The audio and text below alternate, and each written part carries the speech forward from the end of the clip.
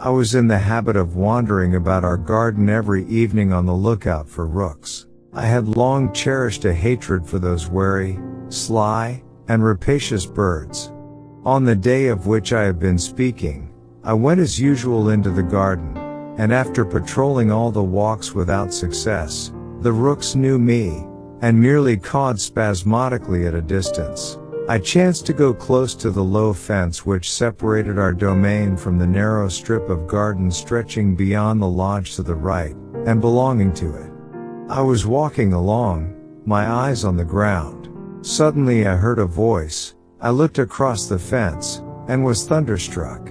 I was confronted with a curious spectacle. A few paces from me on the grass between the green raspberry bushes stood a tall slender girl in a striped pink dress, with a white kerchief on her head. 4 young men were close round her, and she was slapping them by turns on the forehead with those small gray flowers, the name of which I don't know, though they are well known to children. The flowers form little bags, and burst open with a pop when you strike them against anything hard. The young men presented their foreheads so eagerly, and in the gestures of the girl, I saw her in profile, there was something so fascinating, imperious, caressing, mocking, and charming, that I almost cried out with admiration and delight, and would, I thought, have given everything in the world on the spot only to have had those exquisite fingers strike me on the forehead.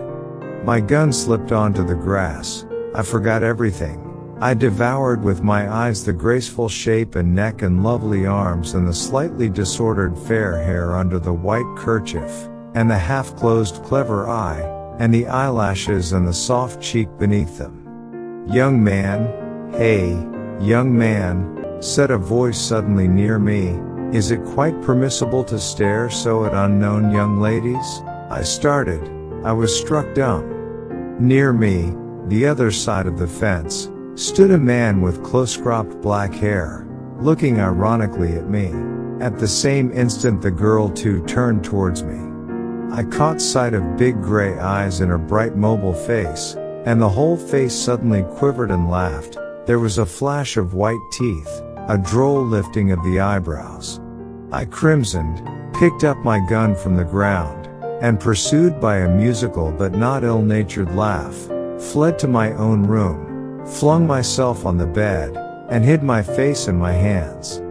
My heart was fairly leaping. I was greatly ashamed and overjoyed. I felt an excitement I had never known before. After a rest, I brushed my hair, washed, and went downstairs to tea. The image of the young girl floated before me. My heart was no longer leaping, but was full of a sort of sweet oppression. "What's the matter?" my father asked me all at once. "Have you killed a rook?" I was on the point of telling him all about it, but I checked myself, and merely smiled to myself. As I was going to bed, I rotated, I don't know why, 3 times on one leg, pomaded my hair, got into bed, and slept like a top all night. Before morning I woke up for an instant, raised my head, looked round me in ecstasy, and fell asleep again.